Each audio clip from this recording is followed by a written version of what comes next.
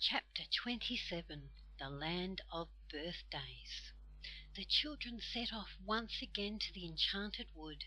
They knew the way to the faraway tree very well by now. Wish, wish, wish, wish, wish, wish, wish, whispered the trees, and the children ran between them. Bessie put her arms around one and pressed her left ear to the trunk. "What secret are you saying today?" she asked. "We wish you a happy birthday," whispered the leaves. Bessie laughed. It was fun to have a birthday. When they came to the faraway tree, how marvellous it looked! The folk of the tree had decked it with flags because it was Bessie's birthday, and it looked simply lovely. "Oh," said Bessie, pleased, "I do feel happy. The only thing I wish is that I had proper party clothes on, not my old ones. But that can't be helped." They were just about to begin to climb the tree when Dame Washalot's big washing basket came bumping down on the end of Moonface's rope for the children to get into. "Good," said Joe. "Get in, girls." They all got in and went up to the tree at a tremendous rate. "Moonface must have someone helping him to pull you up," said Joe in astonishment. He had. Mr. Whiskers was there with What's-his-name and the old saucepan man, and they were all pulling like anything. No wonder that basket shot up that tree. "Many happy returns of the day," said everyone, kissing Bessie. "Oh, good, you're not in your best clothes," said Moonface. "We wondered if you would make it a fancy dress party, Bessie." "Oh, I'd love to," said Bessie, "but we haven't got any fancy dresses." "We can easily get those in the birthday land," said Silky, clapping her hands for joy. "Good, good, good! I like a fancy dress party." "Everybody is ready to go," said Moonface. "The brownies are just below us. Where's Saucepan Man?" "Hey, Saucepan Man, where have you got to?"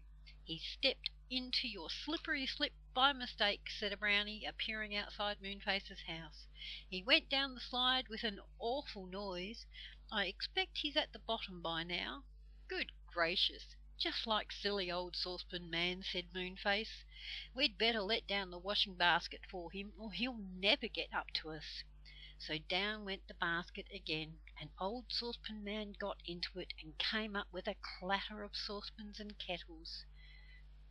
"Now, are we really all ready?" said Moonface. "Silky, What's-his-name, Saucepan, the angry pixie, Dame Washalot, Mr. Whiskers, the brownies. Gracious, what a lovely lot of people are coming," said Bessie, seeing all the brownies and tree folk on the branches below. "Is that Mother Washalot? What a nice old woman!" Dame Washalot was fat and beaming. For once in a way she was going to leave her wash-tub. Going to the land of birthdays was not a treat to be missed. "Come on then," said Moonface, and he led the way up the ladder. Up he went, popped his head above to make quite sure the land of birthdays was there, and then jumped straight into it. Everyone climbed up. "That's all I can think," said Moonface, peering down. "Oh no, there's someone else." "Whoever is it? I thought we were all here." "Gracious, it's my clock," said Silky, "the one I got in the land of Take What You Want." Sure enough, it was "Ding dong, ding dong, ding dong," it cried indignantly as it climbed up on its flat feet. All right, we'll wait for you," said Silky. "Go carefully up the ladder. You weren't really asked, you know." "Oh, I'd love your clock to come to my party," said Bessie at once. "Come along, clock." "Ding dong," said the clock, pleased, and managed to get up the ladder. The land of birthdays was simply beautiful. To begin with, there was always birthday weather there. Brilliant sunshine, blue sky, and a nice little breeze. The trees were always green, and there was always daisies and buttercups growing in the fields. "Oh, it's lovely," cried Bessie, dancing around joyfully. "Moonface, what about fancy dresses? Where do we get them?" "Oh, you'll find them in that house over there," said Moonface, pointing to a very pretty house. They all trooped over to it. As they went, small brown rabbits hopped out of holes, called "A happy birthday" to Bessie, and popped back. It was all very exciting. Everyone crowded into the pretty house. It was full of cupboards, and in the cupboards were the most thrilling dresses you could think of. "Oh, look at this!" cried Joe in delight as he came across a red Indian's dress, with a wonderful headdress of bright feathers, just the right size for me. He put it on. Bessie chose a dress like a fairy's, and Fanny chose a clown's dress with a pointed hat. She looked fine. Moonface dressed up as a pirate, and Silky became a daffodil. What's-his-name was a policeman, and as for old Saucepan Man, he simply could not find a fancy dress to fit him, because he was so bumpy with kettles and saucepans. Everyone else dressed up, and dear me, they did look fine. Bessie had wings with her dress, but she was disappointed because she couldn't fly with them. How she would have loved to have spread the wings and fly, as the real fairies did. "Now for balloons," said Silky, and she danced into the sunshine and ran to an old balloon woman who was sitting surrounded by a great cloud of coloured balloons. Everybody chose one, and what games they had! Suddenly a tea-bell rang, and Moonface gave a scream of joy. "Tea! Birthday tea! Come on, everyone!" He rushed to a long, long table set out on the field. Bessie ran with the others and took her place at the head, but to her great surprise and disappointment there was no food on the table at all, only just empty plates, cups and glasses. "Don't look so upset," whispered Silky. "You've got to wish your own tea." Bessie gave a squeak. Wish her own tea? Oh, that would be the best fun in the world. "Don't wish for bread and butter," called Moonface. "Wish for orange jelly. I like that." "I wish for orange jelly," said Bessie at once, and immediately a large, fat, wobbly orange jelly appeared on one of the empty dishes. Moonface helped himself. "Wish for strawberries and cream," cried Fanny, who simply loved those. "I wish for strawberries and cream," said Bessie, and an enormous dish of strawberries appeared and a large jug of cream beside it.